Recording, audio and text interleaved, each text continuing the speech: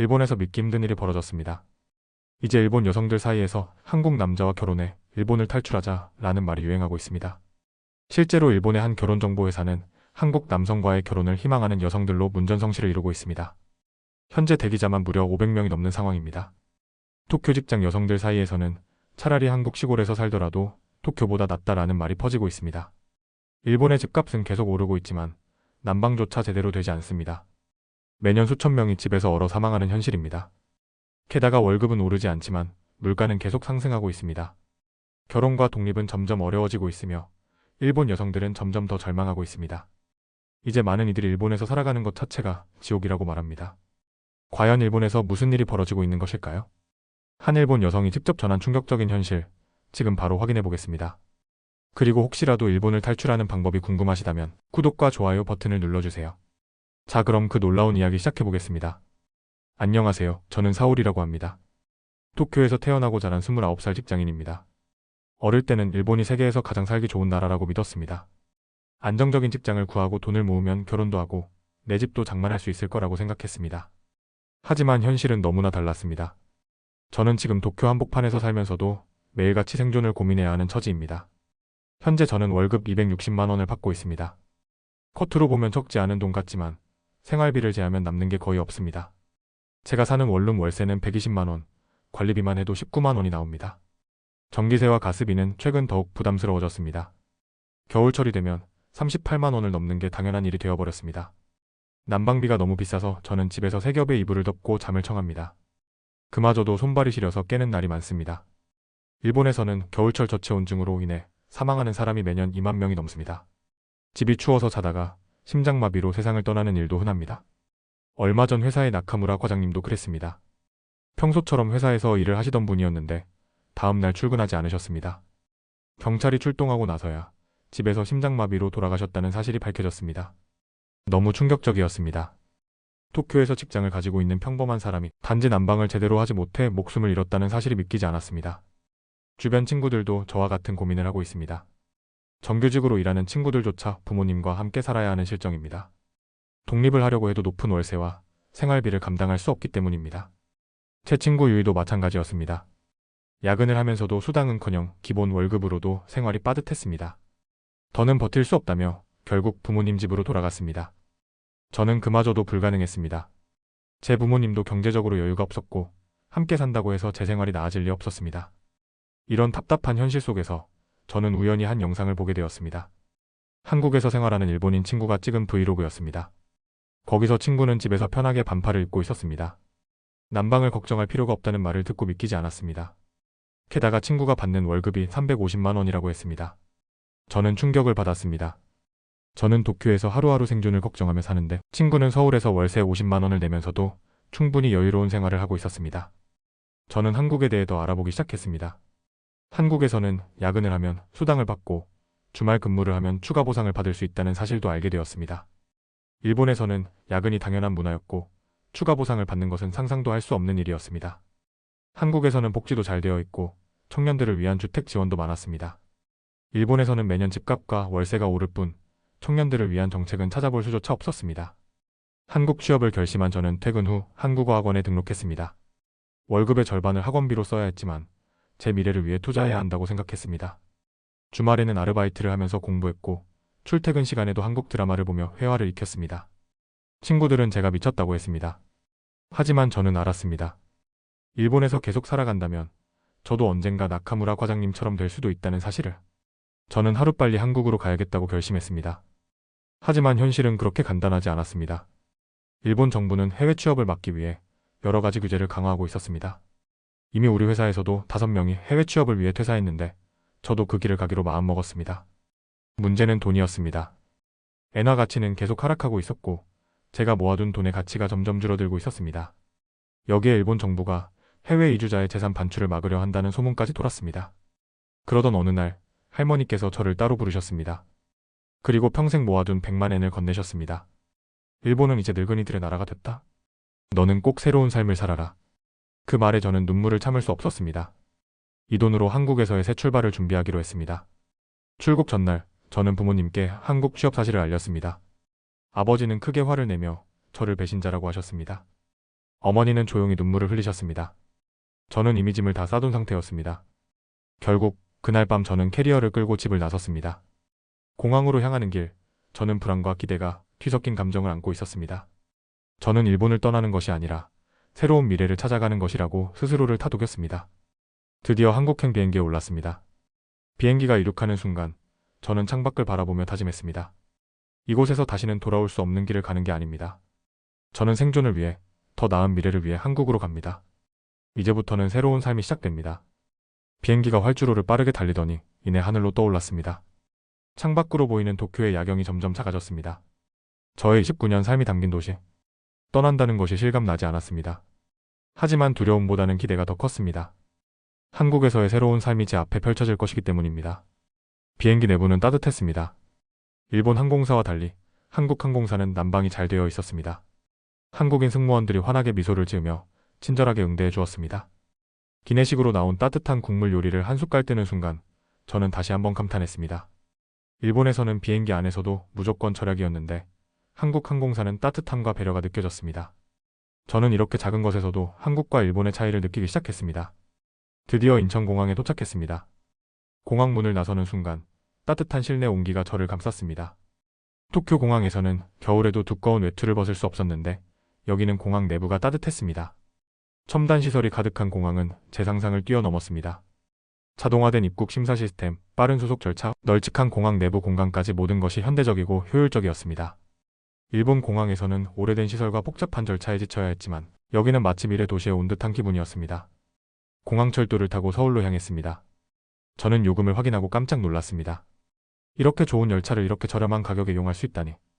더욱 놀라운 것은 차량 내부가 따뜻하다는 점이었습니다. 일본에서는 지하철에서도 난방이 약해 외투를 꼭 입어야 했지만 한국에서는 따뜻한 공기가 흐르고 있었습니다.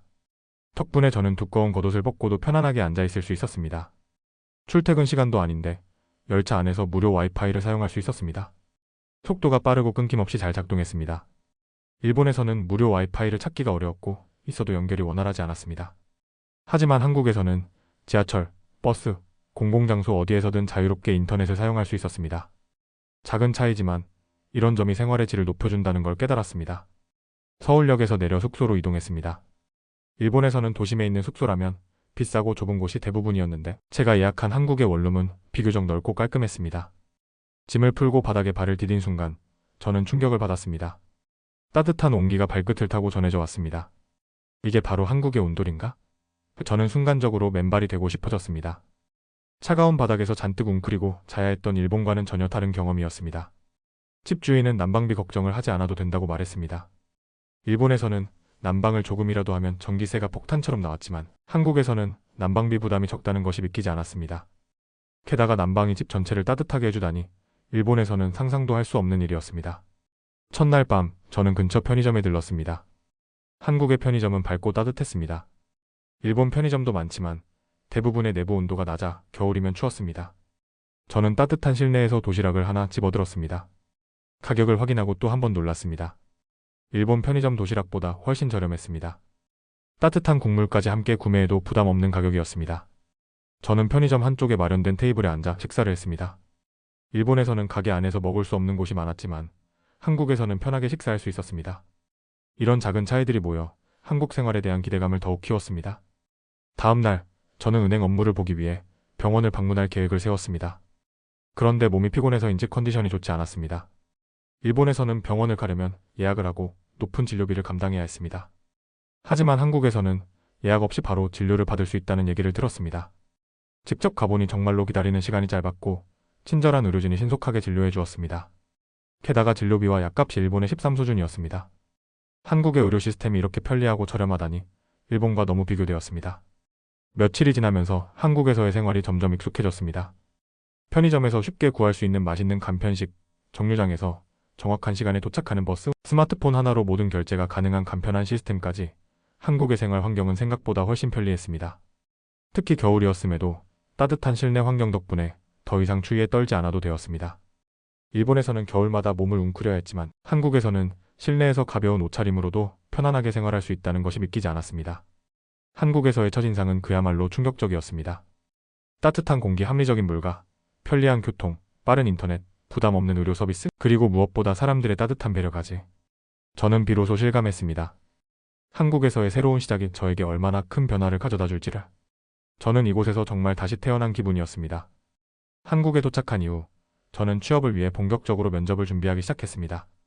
한국어 학원에서 배운 내용을 반복하며 연습했고 면접 예상 질문을 적어 답변을 준비했습니다. 하지만 한국어는 여전히 쉽지 않았습니다. 특히 긴장하면 단어가 떠오르지 않았고 문장을 제대로 완성하지 못할 때가 많았습니다. 첫 면접 날, 저는 한중경 기업의 사무직 면접을 보게 되었습니다. 면접장에 도착하기 전까지 수십 번 연습했던 질문들이 있었지만 막상 면접관 앞에서는 머릿속이 새하얘졌습니다. 한국어 실력 부족과 긴장감이 겹쳐 제대로 답변을 하지 못했습니다. 면접관들은 친절하게 기다려주었지만 저는 완전히 실패했다는 느낌이 들었습니다. 면접이 끝난 후 건물을 나서며 한숨을 내쉬었습니다. 이렇게 해서 과연 취업할 수 있을까? 라는 불안감이 밀려왔습니다. 좌절감을 안고 숙소로 돌아가던 중 예상치 못한 일이 벌어졌습니다.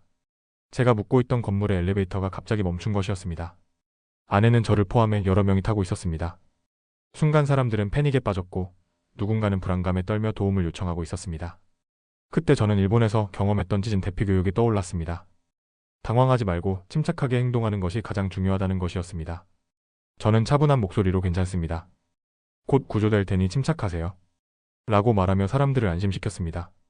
다행히 몇 분 후 엘리베이터가 다시 작동했고 우리는 무사히 밖으로 나올 수 있었습니다. 이 상황을 지켜보고 있던 한 사람이 저에게 다가왔습니다. 그는 저에게 명함을 건네며 침착하게 대처하는 모습이 인상적이었습니다. 혹시 취업을 준비하고 계신가요? 라고 물었습니다. 그분은 한 기업의 임원으로 일본 지사 설립을 고려하고 있는 중이라고 했습니다. 저는 얼떨떨한 상태로 명함을 받아들었습니다. 그 기회가 제게 찾아온 전환점이 될 줄은 꿈에도 몰랐습니다. 며칠 후 저는 그 기업의 면접 기회를 얻었습니다. 이번에는 더욱 철저하게 준비하고 면접 당일까지 긴장을 줄이기 위해 여러 번 연습했습니다. 하지만 면접 당일 예기치 못한 일이 발생했습니다. 일본에서 대규모 지진이 발생한 것이었습니다. 이로 인해 항공편이 지연되었고 면접 시간에 맞춰 서울로 돌아오는 것이 어려워졌습니다. 공항에 도착했을 때는 이미 면접 시간이 얼마 남지 않은 상태였습니다. 택시를 탔지만 심각한 교통체증에 걸리고 말았습니다. 시간이 지체될수록 초조해졌습니다. 결국 저는 면접장 근처에서 차에서 내리기로 결정했습니다. 그날은 비까지 오고 있었습니다. 저는 우산도 없이 비를 맞으며 면접장까지 전력 질주했습니다. 건물 안으로 들어섰을 때는 이미 온몸이 흠뻑 젖은 상태였습니다. 면접실 문을 열며 숨을 고르던 저는 면접관들에게 깊이 고개 숙여 사과했습니다. 죄송합니다. 일본에서 지진이 발생하여 항공편이 지연되었고 교통체증까지 겹쳐 늦을 뻔했습니다. 그래도 꼭 이 면접을 보고 싶었습니다. 제 목소리에는 간절함이 묻어 있었습니다. 면접관들은 저를 유심히 바라보며 미소를 지었습니다. 한 면접관이 열정이 대단하시네요. 라고 말하며 면접을 시작했습니다. 예상과 달리 분위기는 나쁘지 않았습니다. 저는 최대한 침착하게 준비한 답변을 했고 실수를 하더라도 솔직하게 대응하려 했습니다. 면접 중 일본 지사 설립을 담당하는 임원이 일본어로 질문을 던졌습니다. 저는 긴장했지만 일본어로 또렷하게 답변했습니다. 제 일본어 실력과 위기 대처 능력을 확인하려는 의도였던 것 같습니다. 저는 최선을 다해 면접을 마쳤고 결과를 기다렸습니다. 며칠 후 저는 면접 결과를 들었습니다. 당신의 열정이 마음에 듭니다. 최종 합격이라는 말과 함께 저는 한국에서의 새로운 기회를 잡게 되었습니다. 실패를 겪었지만 예기치 않은 기회 속에서 다시 도전할 수 있었습니다. 한국에서의 도전은 이제부터가 시작이었습니다. 이후 저는 회사에서 적응하기 위해 더욱 노력했습니다. 한국의 직장 문화는 일본과 달랐습니다. 회식 문화도 생소했지만 직원들과 가까워질 기회가 되었습니다. 일본에서는 직급 간 거리가 멀었지만 한국에서는 비교적 자유롭게 의견을 나눌 수 있는 분위기가 있었습니다. 업무 적응도 쉽지는 않았지만 동료들이 친절하게 도와주었고 덕분에 점점 자신감을 갖게 되었습니다. 한편 저는 한국어 공부도 더욱 열심히 했습니다. 퇴근 후 학원을 다니고 주말에도 공부를 게을리하지 않았습니다. 처음에는 실수가 많았지만 점점 한국어 실력이 늘어가는 것이 느껴졌습니다. 특히 회사에서 동료들과 자연스럽게 대화할 수 있게 되었을 때 큰 성취감을 느꼈습니다. 그렇게 저는 한국에서 새로운 삶을 개척해 나가기 시작했습니다. 처음에는 실패를 경험했지만 포기하지 않고 도전하며 기회를 잡을 수 있었습니다. 이 과정에서 저는 성장했고 이제는 한국에서의 생활이 점점 익숙해지고 있었습니다. 앞으로 어떤 일이 기다리고 있을지 모르지만 저는 더 나은 미래를 위해 계속 나아가기로 결심했습니다. 한국에서의 새로운 삶을 향한 저의 결심이 확고해질수록 부모님께 이를 알리는 일이 더욱 걱정되었습니다. 하지만 더 이상 미룰 수는 없었습니다. 어느 날 저녁, 저는 부모님을 마주보고 한국 취업 사실을 조심스럽게 말씀드렸습니다. 아버지, 어머니, 저 한국에서 일자리를 찾았어요. 곧 출국하려고 해요. 순간 아버지의 표정이 굳어졌습니다. 그리고 곧 격렬한 반응이 돌아왔습니다. 뭐? 한국에서 일한다고? 너 제정신이냐? 우리가 널 어떻게 키웠는데 일본을 떠난다고? 넌 배신자야. 아버지는 소리를 지르며 분노를 감추지 않으셨습니다. 어머니는 아무 말 없이 눈물을 흘리고 계셨습니다. 저 역시 흔들릴 수밖에 없었습니다. 하지만 저는 이미 결정을 내렸습니다. 부모님의 반대에도 불구하고 한국행을 포기할 수 없었습니다. 결국 저는 조용히 짐을 싸기 시작했습니다. 정말 가겠다는 거냐? 다시 생각해봐라. 아버지의 단호한 목소리에 가슴이 아팠지만 저는 눈을 감고 고개를 끄덕였습니다. 그러던 중 또 하나의 큰 문제가 발생했습니다. 일본 정부가 해외 이주자의 자산 반출을 제한하는 규제를 발표한 것입니다. 이 소식을 들었을 때 저는 절망했습니다. 한국에서의 생활을 위해 어렵게 모아둔 돈을 송금할 수 없다면 출국 자체가 불가능해질 수도 있었습니다. 은행을 찾아갔지만 규제 때문에 송금이 어렵다는 답변만 돌아왔습니다. 어떻게든 방법을 찾아야 했습니다. 다행히 한 은행 직원이 저의 사정을 듣고 최대한 도와주려 했고 어렵게 송금이 가능하게 되었습니다. 하지만 또 다른 문제가 있었습니다. 엔화 가치가 급격히 하락하면서 제가 송금한 돈의 실제 가치는 기대했던 것보다 훨씬 줄어들었습니다. 갑작스러운 경제적 타격으로 인해 한국에서의 생활이 더욱 빠듯해질 것 같았습니다. 그날 밤 깊은 고민에 빠져 있을 때 누군가 조용히 방 문을 두드렸습니다. 문을 열어보니 할머니였습니다. 할머니는 주름진 손으로 제 손을 꼭 잡으며 작은 봉투를 내밀었습니다. 사오리야, 이건 내가 꼭 받아야 해. 봉투 안에는 100만 엔이 들어 있었습니다. 저는 놀라서 할머니를 바라보았습니다. 할머니, 이건 너무 커요. 받을 수 없어요. 아니라, 넌 꼭 새로운 삶을 살아야 한다. 일본은 이제 늙은이들의 나라가 되어버렸어. 네가 떠나지 않으면 이곳에서 희망 없이 살아야 할 거야.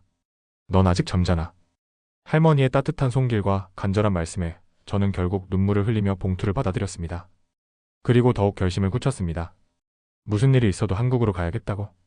하지만 출국을 하루 앞둔 날 또 한 번 예상치 못한 일이 벌어졌습니다. 아버지가 스트레스성 심장 발작으로 쓰러지신 것이었습니다. 급히 병원으로 달려갔고 아버지는 응급실에서 치료를 받고 계셨습니다. 의사는 큰 위험은 넘겼지만 스트레스가 원인이므로 안정을 취해야 한다고 했습니다. 그러나 병원의 환경은 너무나 열악했습니다. 난방이 제대로 되지 않아 병실이 추웠고 의료 장비도 부족해 보였습니다. 아버지는 두꺼운 이불을 덮고도 추위에 떨고 계셨습니다. 저는 이 광경을 보며 일본의 의료 시스템에 대한 불신이 더욱 커졌습니다. 저는 한국의 의료 시스템을 조사하여 부모님께 보여드렸습니다. 한국 병원의 따뜻한 실내, 최신 장비, 그리고 비교적 저렴한 의료비에 대한 정보를 자세히 설명해드렸습니다. 특히 일본보다 훨씬 빠르고 효율적인 치료가 가능하다는 점을 강조했습니다. 아버지, 한국에서는 병원에 가면 이렇게 따뜻하고 빠르게 치료받을 수 있어요. 비용도 일본보다 훨씬 저렴해요. 아버지는 처음에는 반신반의하는 듯 했지만 자료를 살펴보면서 점점 표정이 변했습니다. 그리고 한참을 고민하시더니 조용히 말씀하셨습니다. 내가 한국에 가려는 이유를 이제야 조금 알 것 같구나.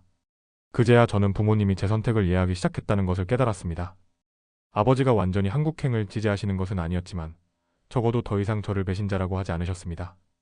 저는 그 사실만으로도 충분히 감사했습니다. 출국하는 날, 공항에서 부모님과 마지막 인사를 나누었습니다. 어머니는 여전히 눈물을 흘리셨지만 이번에는 저를 안아주셨습니다.